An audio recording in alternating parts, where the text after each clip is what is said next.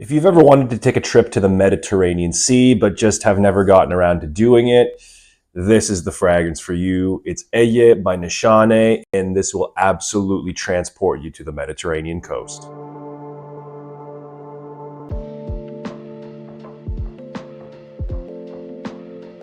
Hey guys, welcome back to Real Scent Review. It's gonna be Ege by Nishane tonight, and this is one of my favorite green aquatic style fragrances.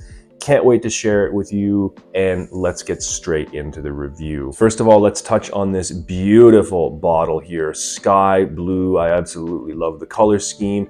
I love the Nishane bottle designs, especially these 50 milliliter ones. I like the slimness when you look at them from the side. I love the really heavy golden caps. I love the golden atomizers. I love especially the matte finish, this particular matte blue finish. So smooth, such a joy to hold, and awesome to look at as well. And it's very representative of the smell that we're gonna find inside, and I'm sure you can imagine why. On the front of the bottle, we have Ege and Ayayo, which is in Greek. So Ege is the Turkish name for the Aegean Sea. Ayayo is the Greek name, and you can see the Greek letters there. Towards the bottom of the bottle, right about here, we can see the words Izmir and Athena. So Izmir, a large city on the Turkish coast of the Aegean, and Athens, of course, the capital of Greece, which is on the Greek side of the Aegean Sea. So the fragrance here inspired by the Aegean Sea, you know, a lot of history between Greece and Turkey, of course, with the Aegean Sea between both of those countries. I've never actually been to the Aegean Sea in particular, but it is technically just an embayment of the Mediterranean. It's like a long, narrow bay, essentially, of the Mediterranean.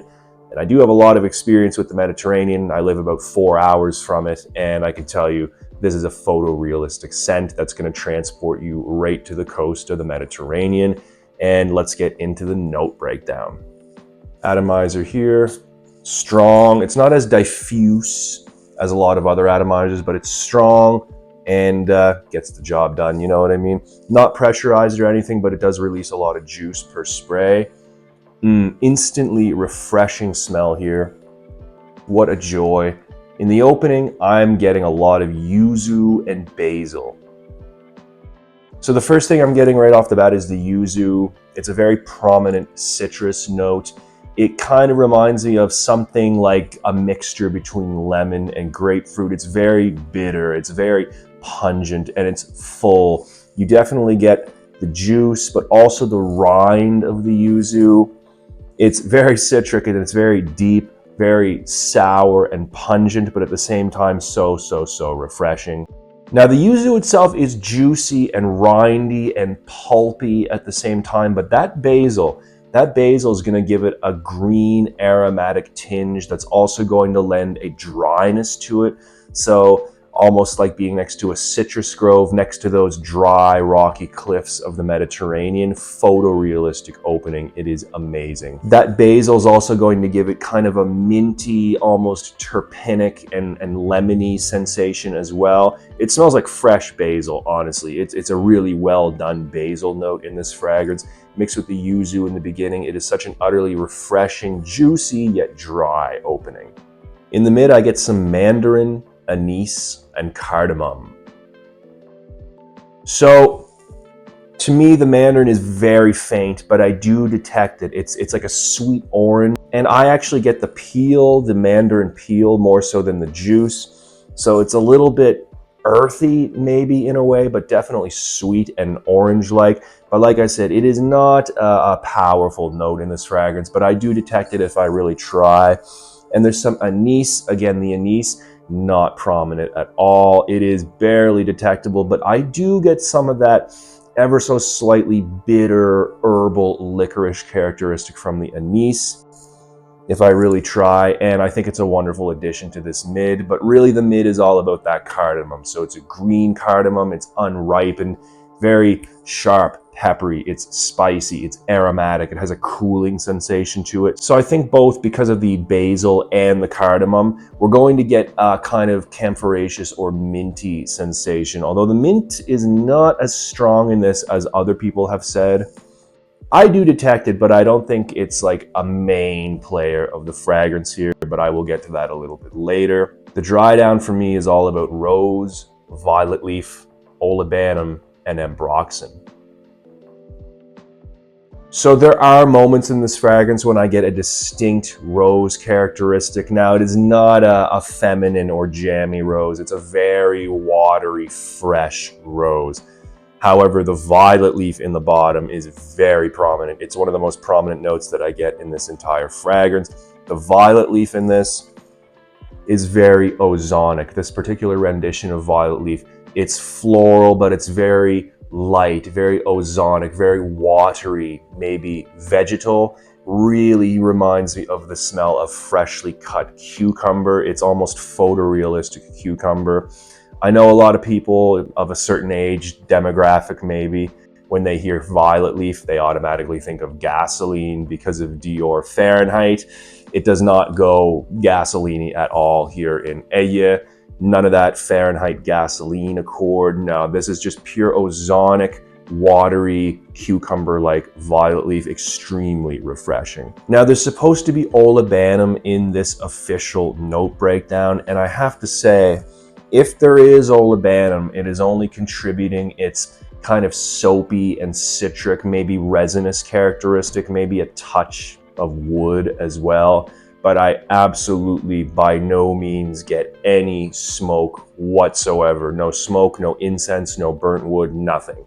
So if there is olibanum in this, it's, like I said, giving a soapy citric characteristic, which olibanum can do a lot of times. Also, I absolutely get some ambroxan in this, so there's a salty characteristic. It reminds me of like a warm, maybe slightly ambery sea breeze, but especially I get that salty characteristic of the ambroxan, which is something that I don't hear a lot of people mention, but I absolutely do get it in this, and it's going to give it that aquatic smell.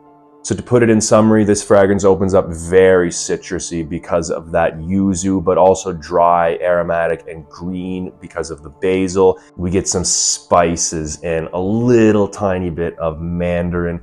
The dry down is soapy, it's floral, it's uplifting, it's very ozonic, maybe a touch resinous, maybe a touch woody, and definitely it's aquatic. Reminds me of being next to the seaside. This scent reminds me of being in the kitchen, cooking all day with basil. Maybe I'm making some sort of pasta dish.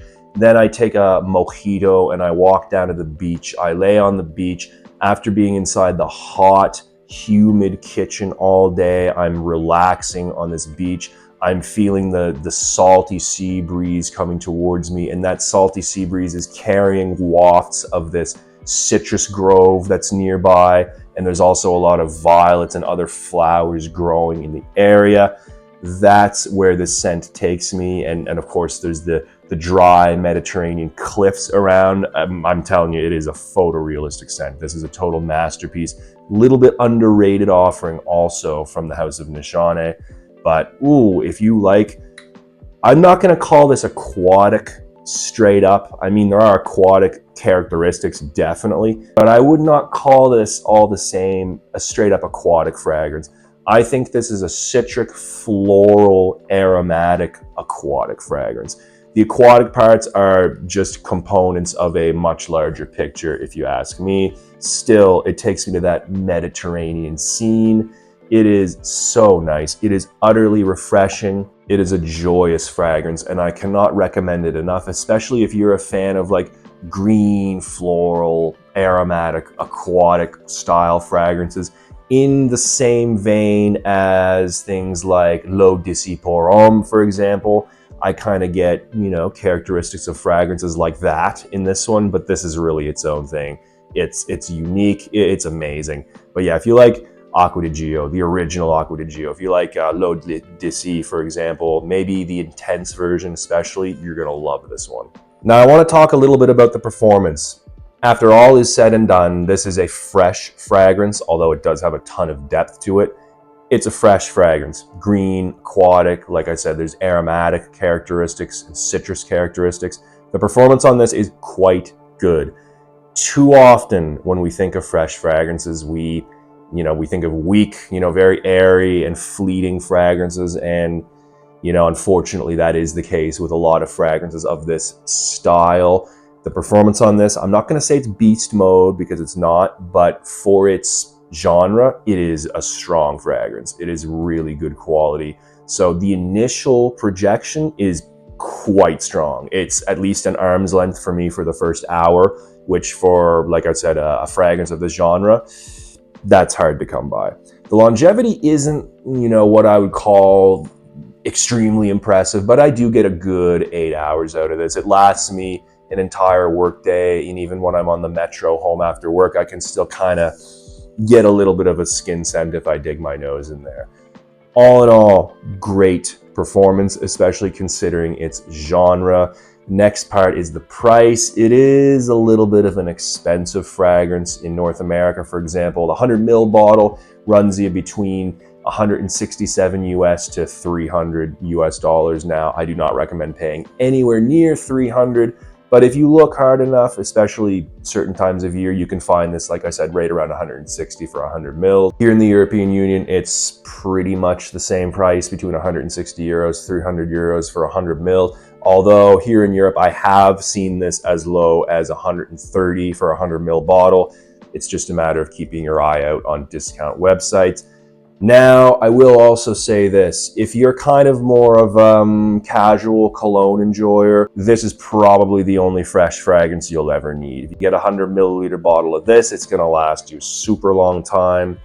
Maybe you could use this as, a night out in the warm weather kind of scent. You make that initial investment, I think it's really going to pay off for you, especially if you're more of a casual cologne user, like I said. Now also, having said that, if you're an experienced collector, I absolutely think you will get some appreciation out of this as well. And if you're a collector, you know how it goes. You're gonna find a way to get the bottle no matter what. Anyway, guys, I'm gonna leave it at that for Nishane's Ege, also known as Ayayo. Amazing, fresh, aquatic, citrus, and floral aromatic fragrance. It is one of the best in that genre. Utterly refreshing, utterly uplifting, and joyous to wear. It's amazing. If you want to be transported to the Mediterranean coast without actually going there, this is going to do it for you. Anyway, guys, thanks for sticking around. Until next time, keep it real.